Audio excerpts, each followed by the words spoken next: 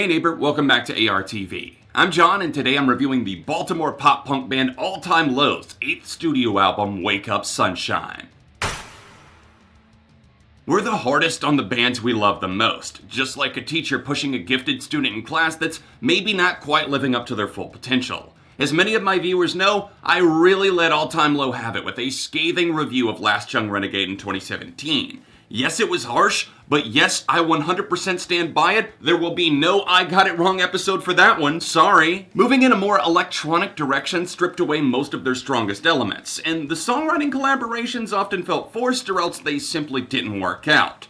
Thank fuck the boys threw out the playbook and went back to doing what they do best and then some for an absolute blast of an album. Leading up to the lead single, I could not have been more nervous. I was on vacation in Tennessee when Some Kind of Disaster premiered, and I'll admit, they had me in the first half with those light muted guitar chords that made me think that a full-on pop song was about to drop. But no, they threw it out the window and made a heart-pounding anthem that only gets better as it moves along. Naturally, I geeked out a bit considering how much I love this band, but I tried to keep my expectations modest in the months that followed because, who knows, I mean, they could still shit the bed, right? Well, in this case, wrong. How many times have we seen the whole backpedal routine after a messy experiment of an album blows up in a band's face? Respect to them for making something that they felt they wanted to make at the time, and to anyone who really loves that record, but even more respect to All Time Low for wanting to embrace the crowds that raised their band up to the huge status it has today. Wake Up Sunshine is indeed that fond embrace of their years together as a band. I seriously hear everything from Nothing Personal to Dirty Work to Future Hearts and Album 8, and the incredible thing is that even though they stuffed 15 tracks in here, making it their longest to date, it's just so tightly knit, it really just feels like swimming a refreshing lap on a hot day at the pool. Despite there being another somewhat large pot of producers just like the last album, here we have Zach Cervini grounding them and helping guide an overall sound that brings a monstrous upbeat energy back to the band that has me feeling the same type of rejuvenation they're clearly feeling too. The songs really do translate well, and I think fans are going to be in for a treat once they're able to hear them live. Jack Barricat's guitar work is impeccable throughout. The man seriously stepped it up, and there's something to be said for a dude with an axe that can adapt to whatever the song calls for, including those 80s as hell licks on Clumsy that I legit cannot get enough of. All Time Low brought you the sound to have you dancing, vibing, and carrying it back to the good old days, as so many of the tracks feel like the classic sound they once captured, but in a way that doesn't feel like they're just hashing it out again in a desperate attempt to win back the fans. They could have easily done that, but after spending a significant amount of time with this leading up to Street Date, every member of the band brought it, and I'm already wondering where this is going to end up on my end of the year album list.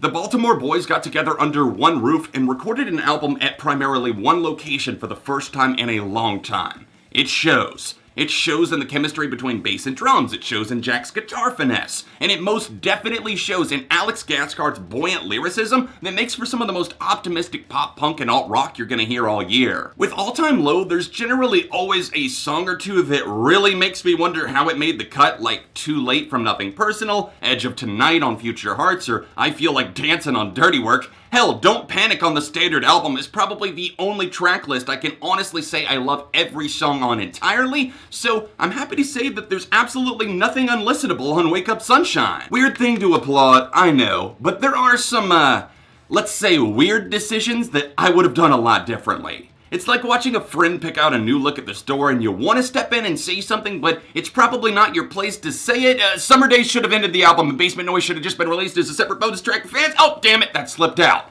But now that I've said it, I mean, am I wrong? Nope.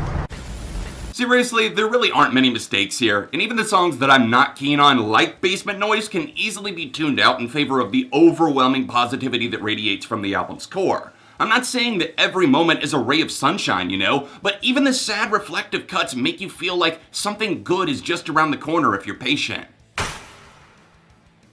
Melancholy Kaleidoscope carries a priceless sound that only All Time Low could do this well. The vocal layering on the hook helps this one soar, and I love the motivational lyrics about not being 100 if you only give 95. The lyrics actually duped me into thinking that this could have been written back in the day, but it's just seeing a modern release, yet it's not the case. It's a modern all-time low song, and I think that's kind of a good thing that I feel this way. Getaway Green is an early standout on the album, and I'm so happy to see that the live version performed at Slam Dunk Fest about a year ago before the album even dropped wasn't misleading. The tempo is there, and the bounce that they carry will make it feel right at home when they play it live. Now for the real question of the hour, where was Alex's BFF Mark Hoppus on Trouble Is, or shit, even Glitter and Crimson? Working on the Simple Creatures side project gave the frontman even more exposure to Mark's easily recognizable style, and the second verse of both of the tracks I just mentioned would have felt natural with a feature. They're both pleasant on the ears, with Trouble Is probably having the more apparent hook, but Glitter and Crimson has this hammer-like force of a second half where Alex absolutely unleashes vocally. I have never heard him like that, and I love how the entire band stepped it up. 80s synth hits and swift cut action propels Safe to big heights, but setting the bar even higher is Clumsy, an absolutely nasty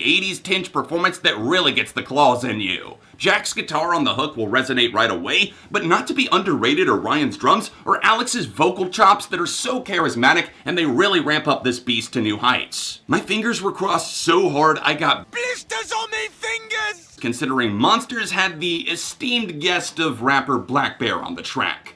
No, I'm not at all a fan, but surprisingly enough, this somehow didn't turn out to be a cringe-filled train wreck. His vibe isn't something I think is particularly interesting for what they're doing here, but it's also not that out of place. Persistent guitars consistently hit as they carry on, adding in some really smooth bass transitions to bump up the heat and add some prowess behind Alex. There's some unexpected moments that can and will catch you off guard. For example, that flaming chorus that shoots an arrow straight into your hippocampus, or that stern guitar solo to wrap things up. Now, on the downswing, I unfortunately have to come clean with my disappointment over the other feature from a really talented group called the band Camino. Favorite Place is the name of the song, and it was the deep cut that I was most excited for, considering how much I've loved their songs like Daphne Blue. Favorite Place fumbles its talents, and squanders the feature by delegating the band Camino to a measly second verse feature that kinda keeps them subdued and doesn't allow their two vocalists to shine much at all. I fell in love with their style because of how hook-centric they are,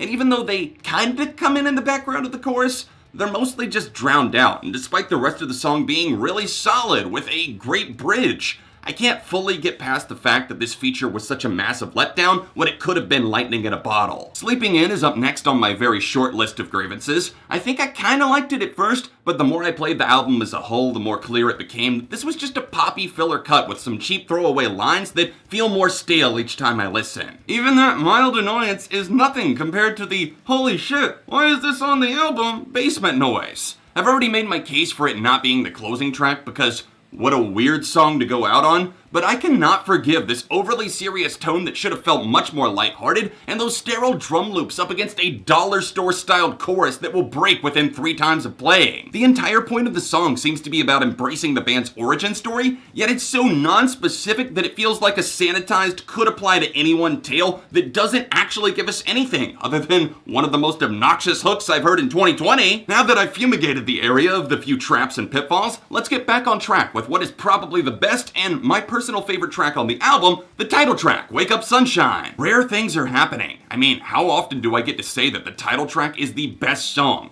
Yet All Time Low have prevailed with their hopeful message that also packs in that classic side serving of sarcasm they do so well. Loud guitars are really found all throughout the record, of course, if you listen that's very obvious, but this song builds off of a very 2000 sounding vocal melody and adds in the riffage party as a cherry on top of this already orgasmic Sunday. One interlude is included on the album, that being Pretty Venom, but I'd argue that it doesn't actually feel much like an interlude at all. In fact, this haunting presence is one of the greatest songs on the album. Hear me out, not only does it perfectly bridge the gap between the two halves of the record, Venom also has some of the most reflective lyrics I've heard from them yet, and it's all tied up in this simple little package, and it's all just too damn likable to ignore. Finally, I want to talk about the two-parter that's split up over 2 tracks under the sub-headline Seasons. Both of these cuts are so easy to slip into, with January Gloom being my personal favorite of the two. It paints this very real portrait of those gloomy winter days where all you want to do is get out of your own head and out into the summer air. Summer Days is the other half of this equation, filled to the brim with an infectious pop melody that chases rainbows all the way to the end of the record. And yes, again by that, I am reminding you that this should have been the closing song. It's too good not to go out on. The bridge is huge. The backing vocals, they're next level. They give me chills. But alas, basement noise still exists. Stacking up this many bangers ensures that the fans are going to get a lot of exactly the kind of energy they've been craving, even if a few of the songs don't connect like they didn't for me. This is what All Time Low needed to do, not only for the fans, but for the lifeblood of the band. It feels like a complete work that they had a killer time creating, and I'm just gonna go ahead and slap this thing a big old 4 out of 5. Like, it's so close to the line of a 4.5, but I think that might be an early overreaction, but that score could totally bump up sometime in the future. What a great feeling to see a great band get back on track. What did you think of Wake Up Sunshine? Hit me with your take in the comments and help support this channel by liking the video and subscribing if you're new in town. I've got a whole playlist of all-time low-themed videos I've done, so tap this for more of those, or tap here for another recent album review. Other than that, I'll see you soon for more right here on ARTV.